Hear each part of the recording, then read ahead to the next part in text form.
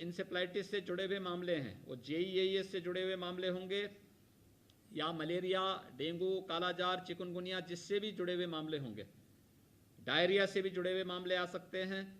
अभी से सतर्कता बरतते हुए हर एक जनपद में अंतर विभागीय समन्वय बनाते हुए युद्ध स्तर पर इस कार्यक्रम को एक तो आगे बढ़ा लें। दूसरा, हम लोग इस बात को नोट करें, सर्विलांस जितना आपका मजबूत होगा, आपने जैसे इंसेफ्लाइटिस में 108 की 75% एम्बुलेंस डेडिकेट कर दी थी कोविड-19 के लिए, वैसे ही आप लोगों का प्रयास होना चाहिए कि 102 बच्चे और महिलाओं के लिए उपयोग हों और हर एक जगह इसकी जानकारी होनी चाहिए। जितनी जल्दी ये जो डोर टू डोर सर्वे का कार्यक्रम 25 से प्रारंभ हो रहा है, बच्चों के लिए मेडिसिन किट वितरण की व्यवस्था हो रही है। सभी प्रभारी माननीय मंत्रियों के साथ बातचीत करते हुए, जनप्रतिनिधियों, माननीय सांसद, माननीय विधायकों के साथ संवाद बनाते हुए हर एक विधानसभा स्तर पर कार्यक्रम हो और ये मेडिसिन किट घर घर पहुंचाने की व्यवस्था जरूर की जाए। हर लक्षण युक्त व्यक्ति को मेडिसिन किट उपलब्ध करवाने में आप योगदान दिलवा दें। ये बड़ा कार्यक्रम होगा। Encephalitis treatment centre, health centre, PSC, CSC, district hospital, medical colleges या जहां पर भी उपचार की व्यवस्था होती रही है, अभी से हम उसकी तैयारी देख लें। ट्रेनिंग के प्रोग्राम चल रहे हैं, उन ट्रेनिंग के कार्यक्रम को अभी से देख लें। सभी कार्य समय पे हो जाएं। जितने पीडियाट्रिशियन हैं, नर्सिंग और पैरामेडिक्स हैं, इन सभी की ट्रेनिंग की व्यवस्थित कार्यक्रम अभी से तैयारी करते हुए हम लोगों को इसके प्रति अलर्ट होना पड़ेगा। हमें एक बात को ध्यान में रखना होगा कि थर्ड वेव के बारे में जो आशंका व्यक्त की जा रही है, हमने इसके लिए 4 प्रकार की अपनी स्ट्रेटजी तैयार की थी। एक, स्वच्छता, सैनिटाइजेशन, फॉगिंग और शुद्ध पेयजल की आपूर्ति। स्वच्छता, सैनिटाइजेशन, फॉगिंग हम लोग याद करिए मार्च 2020 से निरंतर चला रहे हैं, लेकिन फिर भी ग्रामीण क्षेत्र हो या शहरी क्षेत्र, जगह जगह कूड़ा दिखता है। हमें लोगों की आदत का हिस्सा भी बनाना पड़ेगा और अपनी संस्थाओं के माध्यम से भी इसको आगे बढ़ाना पड़ेगा। शुद्ध पेयजल, जहां पे पाइप पेयजल की स्कीम है, अच्छी बात है, नहीं है तो लोगों को वहां पर जो जल है उसको उबाल करके पीने के लिए अगर हम प्रेरित कर सकें, इसके लिए जागरूकता का अभियान चला सकेंगे तो एक अच्छा प्रभाव पड़ेगा। बच्चों पर थर्ड वेव की आशंका व्यक्त की जा रही है। अभिभावक स्पेशल बूथ हर एक जनपद में बनाए गए हैं और कुछ जनपद इस पे अच्छा काम कर रहे हैं। मैं चाहूंगा कि सभी जनपद इस पे ध्यान दें कि 12 वर्ष से कम आयु के प्रत्येक बच्चे को हम कवर कर सकें। इसके लिए अभियान, इस अभिभावक स्पेशल बूथ बनाना, पीडियाट्रिक ICU के निर्माण की कार्रवाई और आइसोलेशन वार्ड हर एक जनपद में युद्ध स्तर पर तैयार हों। और मेडिसिन किट 26 जून से वितरण होंगे। इस पर हम अभी से अपनी तैयारी और अपने कार्यक्रम हमारे आगे बढ़ जाने चाहिए, इसको हम लोग देख लें। एक जो कार्यक्रम होगा वह है कोरोना वैक्सीनेशन के कार्यक्रम को हम तेजी के साथ आगे बढ़ाएंगे। अभी तक हम 4.5 लाख वैक्सीन प्रतिदिन दे रहे हैं और इस 4.5 लाख वैक्सीन के कार्यक्रम को हम 21 जून के बाद से 6 लाख प्रतिदिन करने जा रहे हैं।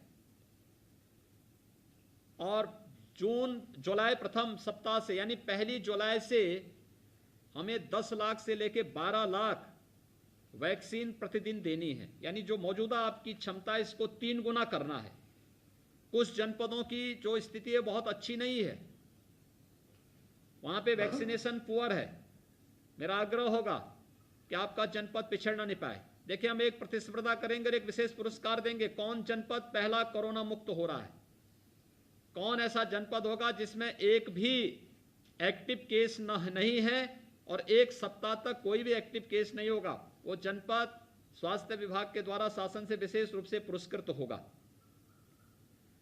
एक तो इस पर हमें अभियान। दूसरा, कौन जनपद है जो पहले अपने यहां 100% सैचुरेशन कर लेता है वैक्सीनेशन के दोनों डोजेस के रूप में।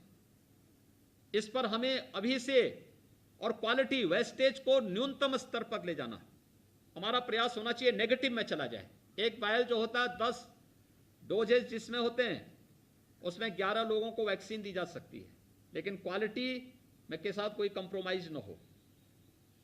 कुछ जगह शिकायतें मिली थी पिछले दिनों कि वैक्सीन के नाम पर केवल वेस्टेज, उसको वैक्सीन के नाम पे केवल सुई चुभाई जा रही थी, वैक्सीन नहीं दिया जा रहा था और फेंक दिया जा रहा था।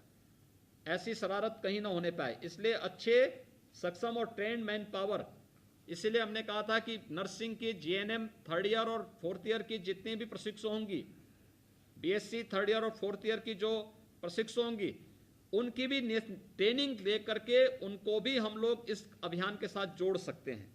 एक बड़ा कार्यक्रम होगा। इस कार्यक्रम को हम लोगों को कोरोना को नियंत्रित करने के साथ हमें इस कार्यक्रम को भी आगे बढ़ाना पड़ेगा। वैक्सीनेशन के कार्यक्रम को बृहद अभियान चलेगा।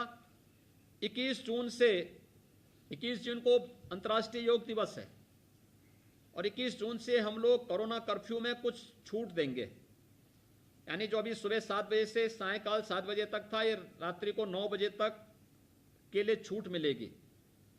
वहाँ आज ही इसकी गाइडलाइन हर एक जनपद को पहुँचेगी और हर एक जनपद में इस बात को ध्यान में रखेंगे कि एक तो पुलिस की पेट्रोलिंग, हम पुलिस विभाग के साथ बातचीत कर लें, पब्लिक एड्रेस सिस्टम पूरी मजबूती के साथ आपके जनपद में कार्य करता हुआ दिखाई दे, और इस बात को हम सुनिश्चित करें कि किसी भी स्थिति में लापरवाही की कोई गुंजाइश न हो। मास्क पहन के लोग नहीं जा रहे हैं, मास्क कभी भी शहर में निकल, मास्क सिटी के अंदर जाते हैं, दुकान में जाते हैं तो मास्क उतार के रख देते हैं।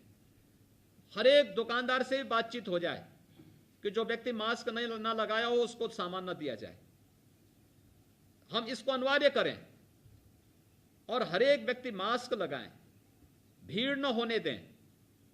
जो गाइडलाइन है उसका पालन कराने के लिए लोगों को प्रेरित किया जाए, क्योंकि कोरोना अभी पूरी तरह समाप्त नहीं हुआ है, उसका खतरा बना हुआ है, वायरस कमजोर जरूर हुआ है। इसलिए इस पर हमें विशेष सतर्कता बरतनी चाहिए, जिससे अप्रैल मई जैसी त्रासदी फिर सामने ना आने पाए। यही आप सबसे मैं कहना था कि कोरोना के साथ साथ जो 3rd वेव की आशंका है, ये एक साथ उस समय संभावित है जब तमाम वेक्टर बॉर्न डिजीज आएंगी, उसी समय कोरोना की भी 3rd वेव की आशंका व्यक्त की जा रही है। इसलिए दोनों के प्रति सतर्कता बरते हुए अभी सभी जनपद उसकी तैयारी कर लेंगे। धन्यवाद जी।